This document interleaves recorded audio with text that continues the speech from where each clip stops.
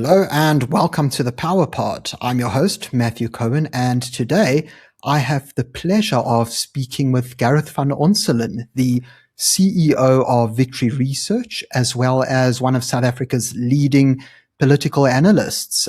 Gareth, thanks so much for coming on. How are you? Hey, Matthew. Thank you. I'm good. Thanks for having me on. I'm glad to be here. Glad to have you with us here. So, before we delve into all the data, Gareth, I'd like to just give everybody a little bit of context about what we're speaking about. So, a few days ago, I uploaded a video where I criticized the way that most elections analysts in South Africa seem to be very fixated on percentages, which of course are important because that's the final result and how many seats a party gets. But my criticism was that I feel like people don't focus on the raw numbers themselves. So how many actual votes party gets. And something that I spoke about in particular was actually your interview with Biz News the other day, where you actually presented your by-election tracker. As far as I'm aware, it's the only one of its kind, a very impressive feat, if I may say. But I had one issue. So during your analysis, you were explaining how from 2019 to now, it seems that the DA is on a path to the recovery. We see a more cohesiveness from the party. They seem better organized. And I disagreed. Basically, I said, I don't see that because when we look at the past election results, and I had a little table there for people to see, it seems that the DA rose in percentage in 2024. But on the national ballot, they lost votes. And then we saw in the municipal elections in 2021, they lost votes on the PR and ward ballots compared to previous elections. So I'd really like to start off by giving you your chance to have your right of reply and explain, a little bit more about your assessment and why you believe that this is correct. Gareth, the floor is yours. Thanks, Matthew. Yeah, I don't know. I didn't conceive of this so much as a right of reply as to really just a different view, and certainly to justify what I said in the Biz News interview. I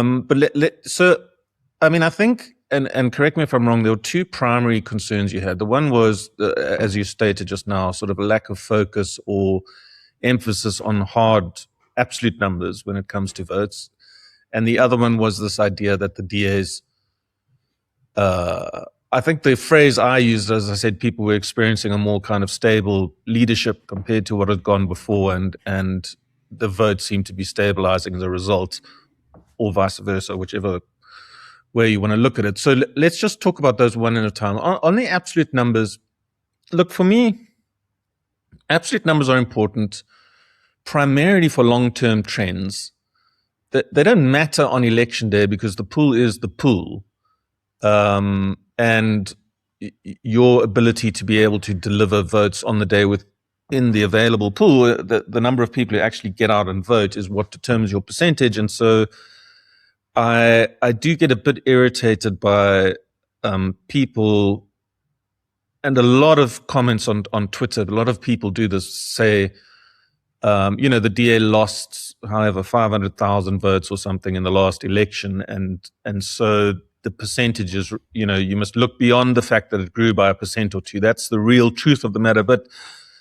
And these are subjective calls. For me, it's not the truth of the matter. The truth of the matter is there are only so many people who voted, and you managed to get an increased percentage of the vote share, and that's what matters. But there is more to say about the absolute numbers. I mean, I do think that they are important, and I'm not dismissing them completely. And one of the things is long-term trends. If you're going to look at long-term trends, first of all, I think in terms of absolute numbers, there's some important factors that are at play. The one is, what proportion is a party losing votes compared to other parties? Because 2021 is a good example. I mean, it was a bit of an aberration in terms of turnout, mainly driven by COVID, but also I think a long-term downward turnout trend affected all parties.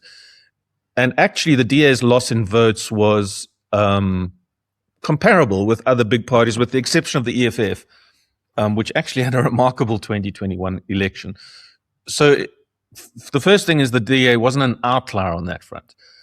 The next thing is the rate of loss is important. And I mean, if you look at, local government election to local government election, 2016 to 2021, the DA had a staggering, the DA had a staggering loss of votes, but it was at a far smaller number and far slower rate than had preceded it.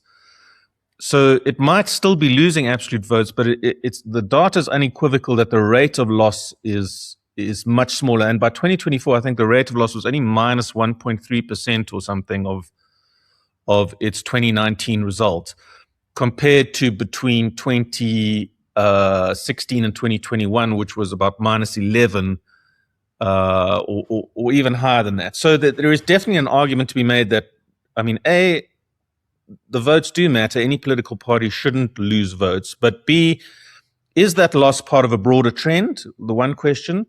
The second question is the rate of loss increasing or decreasing?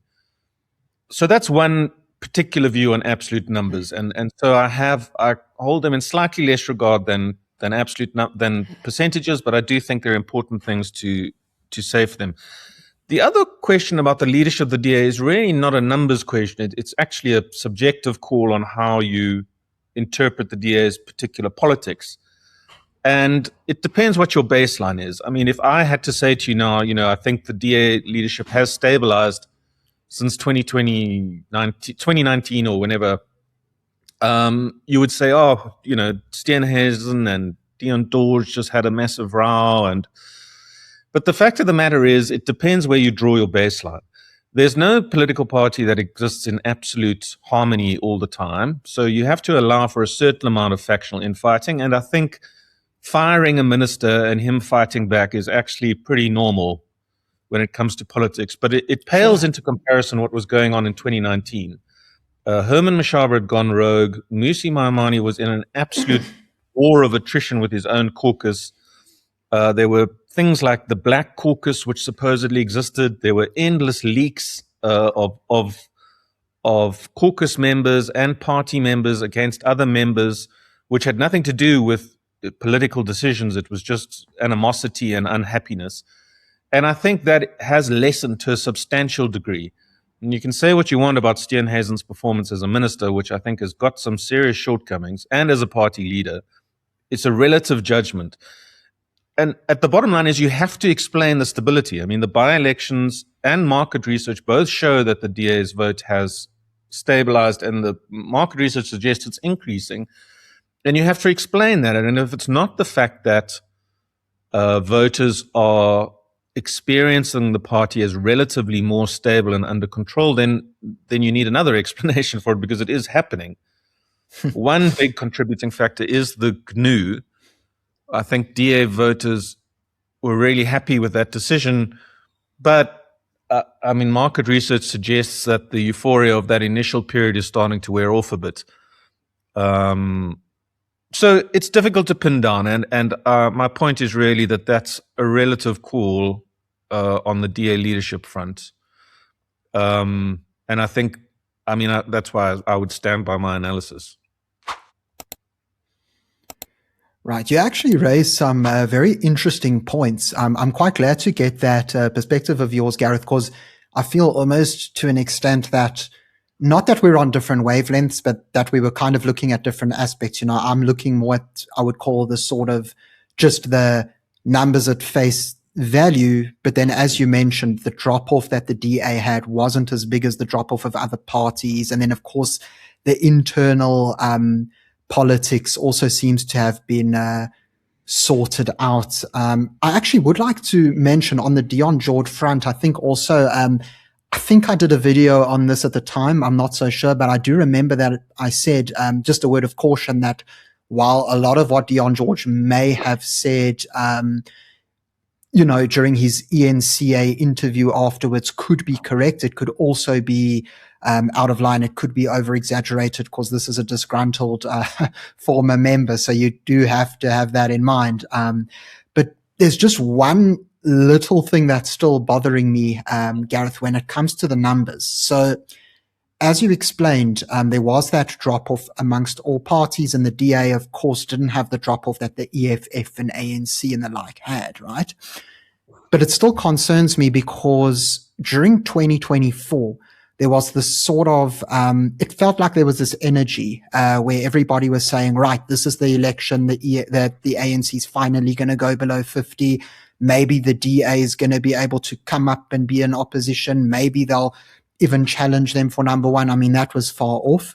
But I feel like as the regular voter, you kind of felt as if there might be sort of a surge in enthusiasm around the opposition parties, and there just wasn't that. So, in that regard, do you view that the DA maybe did underperform when it comes to that because they seem to have almost missed the opportunity? Or do you think that they actually did well, given how there were so many other parties, biting at their heels? No, I mean, I think you're definitely onto something. And I mean, the key point here is that my observation is a relative one. So I'm not saying that there's not a problem there. I'm just saying there's a context to the problem, and it's more universal than just the DA.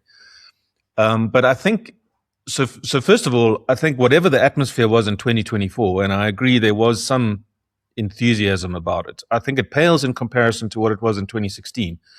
2016 was the election for the opposition. By some distance, its electoral peak, both in terms of turnout and reach and performance in the metros and actual outright wins. It was an unprecedented election. And I feel that's the actual atmosphere that has never been captured again, as far as the opposition goes. It was really huge differential turnout, massive enthusiasm, and a big impact.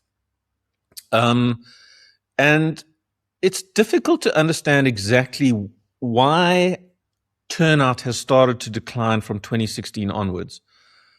Turnout is intricately linked to the ANC's vote share because it is the biggest party, and so if its people stay away in large numbers, that affects overall turnout. But if you look at the numbers, it's actually affected all parties. And it's difficult to understand why that is. I mean, the DA's self-harm between 2016 and 2019 is definitely responsible for some of that on its part. And I don't think it's recovered back the people that it got there. And it might have stabilized, but it's in deficit. And that is best illustrated by looking at its differential turnout between national and local government elections. So, what typically happens is the DA outperforms its national performance in local government elections because its voters turn out in far bigger numbers compared to the ANC, whose national voters stay away in local government elections. Those graphs are all headed downwards as of 2021. And in fact, in Joburg, although it's probably redundant given that Zille is now running and she will generate some possibly even 2016 level enthusiasm, it actually went negative for the first time. But that similar trend that affects the DA in all metros. And look, the ANC's graph is just permanently deep in the red. But that is a real problem for the DA, and it's one of the reasons why they got Zille in, is because of the lack of enthusiasm you're speaking about. They needed someone who was going to reinvigorate both their base and hopefully give them access to new markets. Otherwise, there's a fundamental problem. Market research suggests it's working to a degree. I don't know if it's the degree the DA wants, but obviously they have to carry that through to election day, and we're still some way off. Of course. And just on that note, because of course there are quite a lot of polls that have come out to support what you're saying. I remember the SRF did their Joburg election polling, and just for context for audience members who might not be aware, the SRF seemed to come very close to the actual result of the 2024 election in their polling. So they do seem to be very accurate with past calls. And something that was immediately sort of evident is that sort of reinvigorated voter base that you're speaking of with Helen Zille. Now, we don't know if that will hold up until the day, but it's actually got me thinking a little bit about the national picture as well, Gareth, because at the time of recording, we haven't yet had the Federal Congress of the DA. That should start tomorrow. And most people are assuming that Geordin Hill Lewis will become the new federal leader. So, Gareth, when it comes to your past election insight, is there any sort of swing in support that the DA has when it comes to a change in leadership, or not really?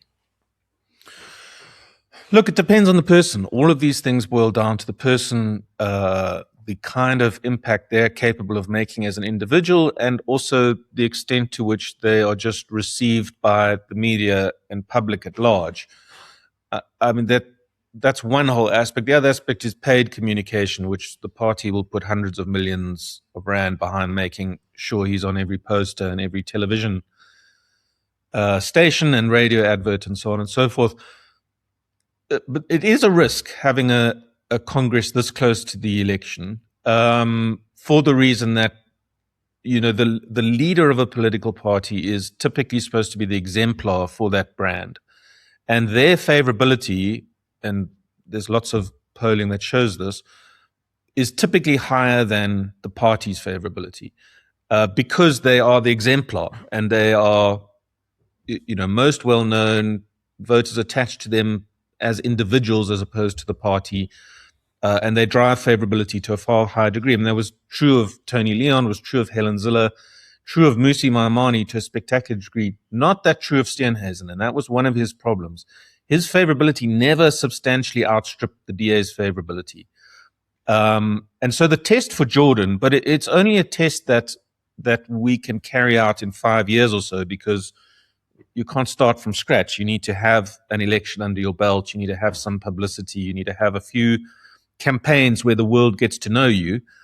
Will be in 5 years as to how his favorability stacks up compared to the DA's favorability and his long-term potential for driving the brand and the kind of enthusiasm that the party sees Zille doing in Joburg, for example. But, you know, it can go wrong, and you know, a leader doesn't work out and no one likes him and his favorability or her favorability is low. And that's the risk of doing that just before an election. I mean, you have to hope that the new leader hits the mark, because you've only got six or 8 months to get his name out there. Of course. And then just by your assessment, you spoke, previously about Steenhuisen's leadership and of course Maimane's as well. When it comes to somebody like Geordin Hill Lewis, and I would say just not only his ideas, but just the way he presents himself, do you believe that somebody like Geordin Hill Lewis would be able to sort of lead that resurgence in DA enthusiasm, so to speak? Well, and it's a critical question, and it's hard to answer without seeing how he behaves as a leader. But we do have some illustration into it from his behavior as Cape Town mayor. Here's my take on it. And one of the problems with DA leaders historically, although Maimane was quite good at this, is a detachment between people and ideas. So the DA, for example, is historically at least very, very good on civil liberties, freedom of speech and all that kind of thing. And it takes up these issues almost in an abstract kind of way by using current affairs as an example. It'll put out a press statement. It'll fight for that particular issue. It's really bad at being able to relate those issues to personal circumstances of people, to be able to say, this particular person was affected in this particular way and we stand by them, and going onto the ground and seeing people's experience from a communications perspective. I'm sure party activists do that stuff, but, relating to people personally. And I think Geordin does do that. And I think he's quite different from someone like Steenhuisen, who operates in the abstract to a large degree and just issues a press statement, and he exists only on paper.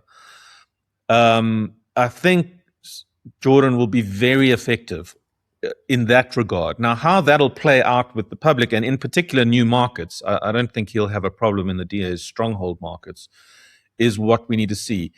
But I think that is a good way to break through to new markets. I mean, you need to be seen on the ground in people's lives, relating to their personal issues, and not just talking in abstract senses about principles. And I think he'll be very good for that. And what happens with any political party typically is the party takes on the characteristics of their leader. So, and it's actually quite fascinating. Under Helen, the party was quite strident and militaristic in fighting for Zuma and rights and constitutional issues.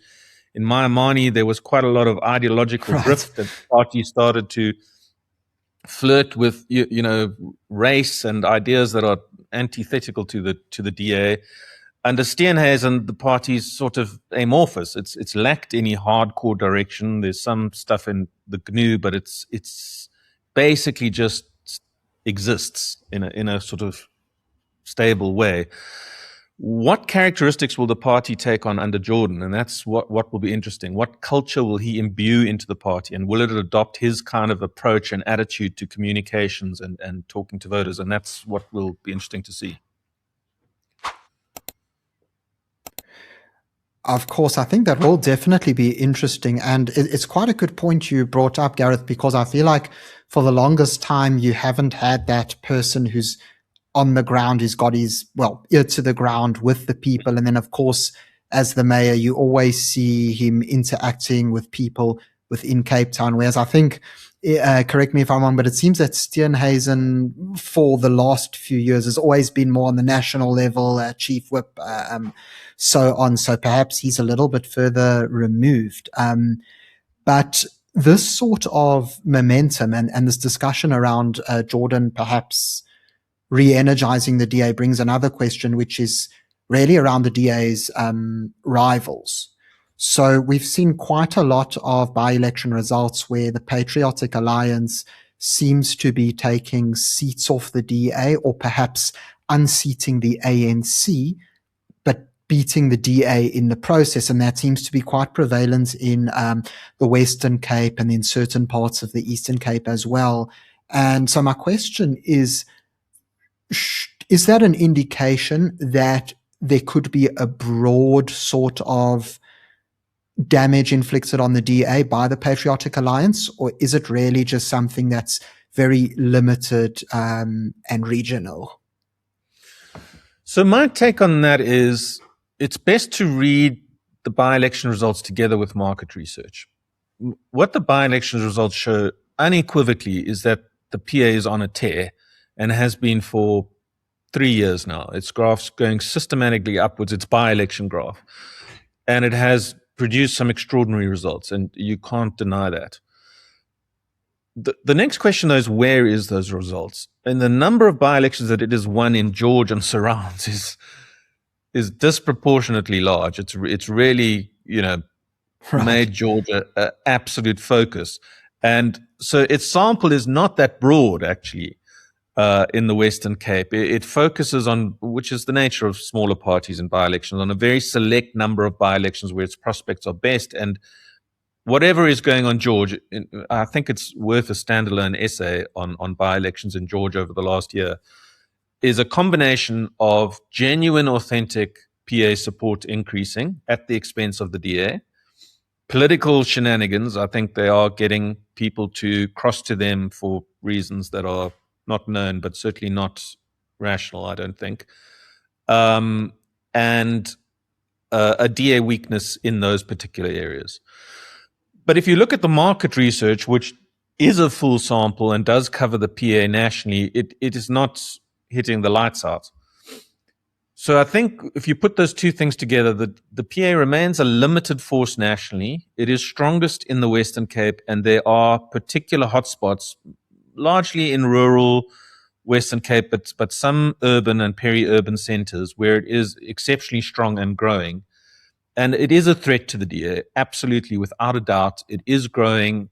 It's the extent of that that's difficult to manage across the Western Cape as a whole.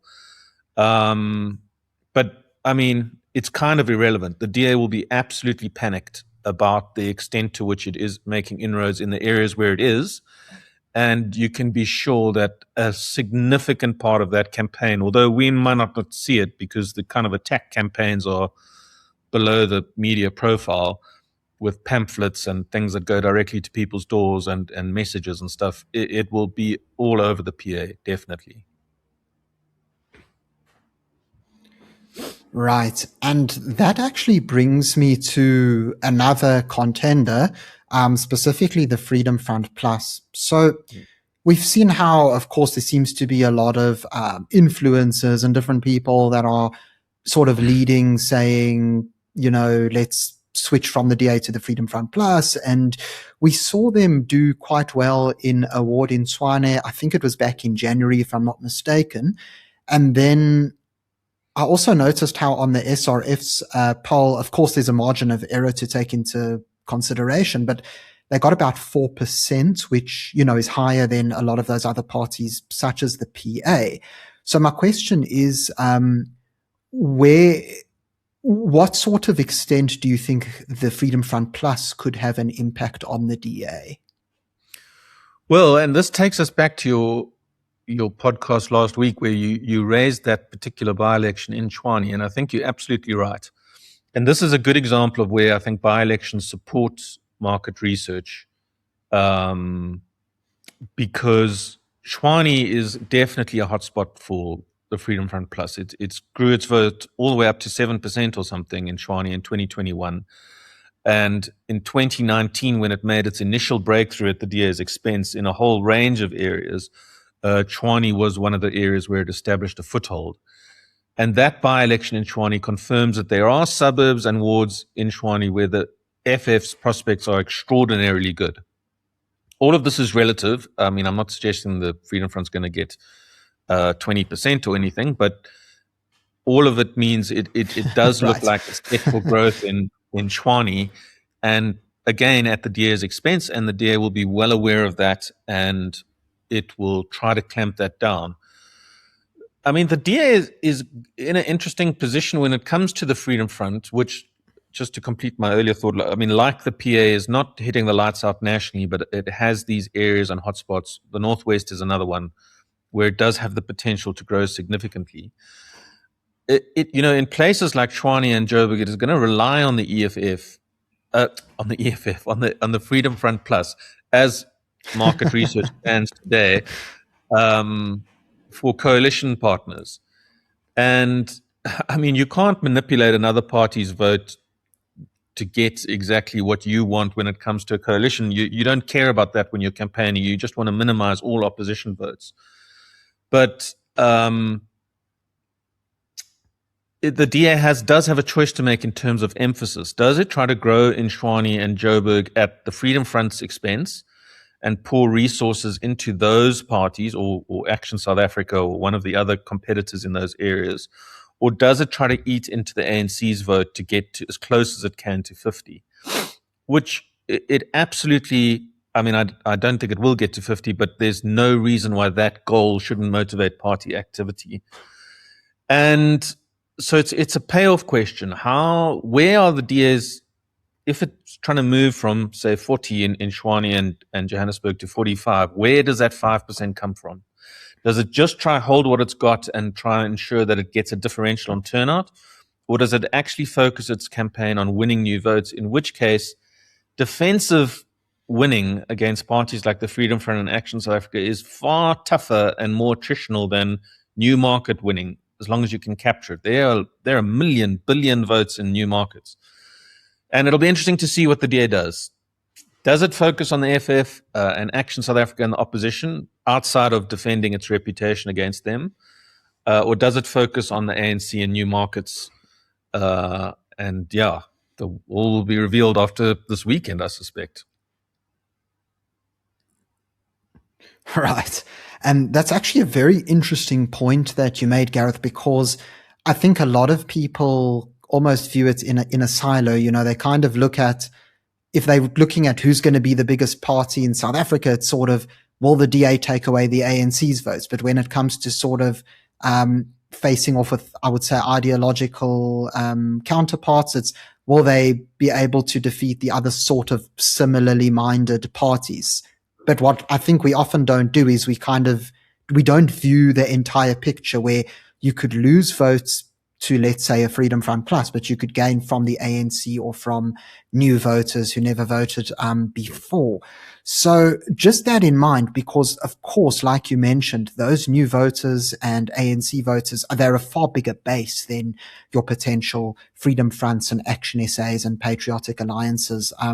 So that in mind, do you believe that the assumption that a lot of people are making is correct? That there is a possibility, I'm not saying it's definitely going to happen, but there's a possibility that the DA can outgrow the ANC come 2029?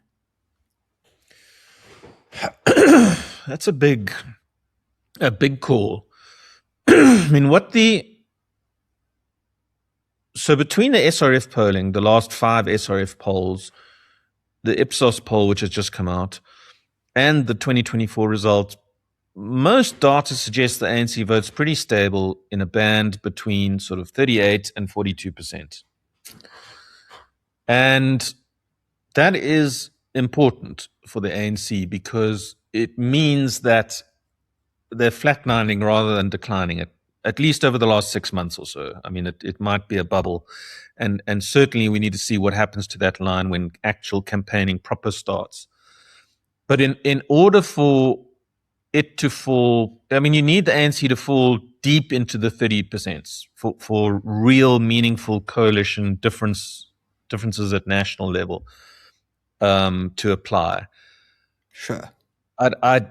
It does better in national elections than local government elections, and it's difficult at the moment to see that extent of that decline happening to the end that the ANC is not a primary force in determining the next national government. But there's so many big factors at play. I mean, the ANC's leadership challenge is fundamental. There are, Jacob Zuma could die, Julius Malema could go to jail. These are huge potential impact factors on the ANC's vote and real game-changing or potentially game-changing outcomes. And they're all on the table in the next, whatever it is, 3 years or so. So it's really difficult to say. I think the first test is the national conference, who's elected leader and how it plays out with the ANC vote base. The other big obstacle is the local government election results. Can it stabilize its vote? There's no ways it's going to grow. Personally, I think there's no ways it can stabilize its vote. It will decline. But can it slow down decline then or stabilize? Right. And thirdly, there's turnout. I mean, the ANC could do both those things, but if interest in local government and national elections keeps going through the floor, because turnout is dropping at a similar rate to the ANC's vote share, then all options are on the table. I mean, we have to do something to arrest turnout levels or for the ANC to ever get back to 50%. And there is no evidence that there's any enthusiasm out there for politics or politicians. So I would say odds on the ANC will be a significant player, probably the most significant in terms of party size in 2029, but odds on it will be, once again, significantly diminished from where it is today. That makes for a very interesting perspective. And I think a lot of people are going to be excited to see how things advance going into 2029. So just to wrap up, Gareth, I mean, you see a lot of data. And of course, you have a lot of interactions with different people. When it comes to assessing, the sort of elections analysis in South Africa, what do you think is something that people don't really take note of, that they don't take note of and they're not really aware of, that they should be more aware of and talking about more often? Well, let me say this, aside from being included in your criticism, I do think the state of political analysis is dire, really, really shocking. And that applies to a large number of mainstream media political analyst as it does to the online universe, which I think is just terrible because everyone's a political analyst these days. And it's a real fundamental problem. And look, I have a vested interest in market research. That's my background, and that's what I do professionally. But any political analyst needs to be able to understand things like by-elections and market research if you're going to comment on politics. It is the lifeblood of political analysis, as long as it's done properly. And the inability to understand market research and by-elections and trends is just absolutely shocking. And it's, you can't become a financial analyst if you don't understand the stock market. You can't be a political analyst if you don't understand things like by-elections and political market research. And I don't think most political analysts do, and it's really bad. I don't know what the solution to that is. I mean, I don't think it's particularly to political analysis. I think journalism across the board is suffering. There's obviously a lot of pressures on mainstream media from different fronts, and online universe is a free-for-all. I mean, I'm absolutely not in favor of regulating online stuff, but there's no attempt by online bloggers or viewers to self-regulate it anyway. I mean, they haven't come up with a charter of values, of principles. There's no coherent right of reply if you say something wrong. It's just up to the good nature of the host and whether they feel like it or not, or ignoring it. So you can get away with murder on online stuff. And it's becoming more and more difficult for members of the public to be able to discern what's right and what's wrong, and a lot of confusing stuff out there.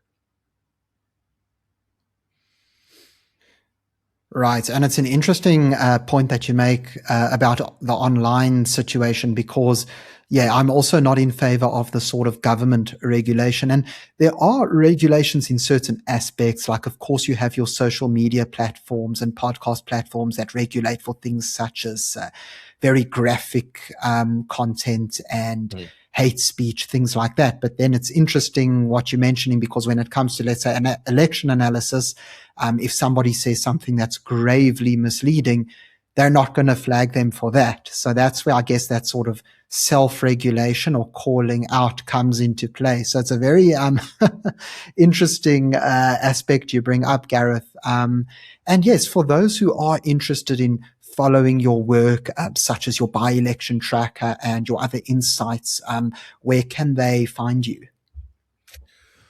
So I've got a blog, which is chock-a-block with stats and figures and election analysis, called Inside Politics, which is available to everyone. Anyone who wants the tracker, which will come out once a month, so the next one will be at the end of this month, can just send me an email, garethvanonselen@gmail.com, and with your name, and I will subscribe you to the list for next time. And the next one should be pretty good. I made it look very professional. Fantastic. I look forward to seeing it as it comes out.